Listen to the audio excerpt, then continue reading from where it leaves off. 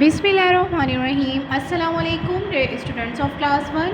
My name is Samra Rashid, your science teacher here in BFC Nushaira Frost. Dear students, how are you? I hope you all will be fine. Dear students, welcome back to our science class.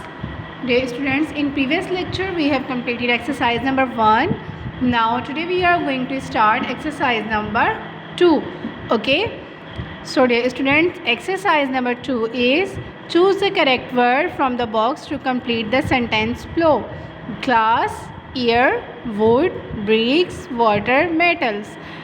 बेटा हमें इस exercise में क्या करना है, यहाँ पर जो सेंटेंस दिए गए हैं इन वर्ड्स की मदद से हमें उस सेंटेंस को कंप्लीट करना है. Okay, so let is start.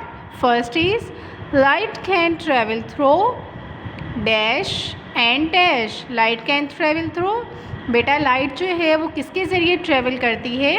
Light can travel through glass, air and water. Okay, glass, air and water. So let's write here glass,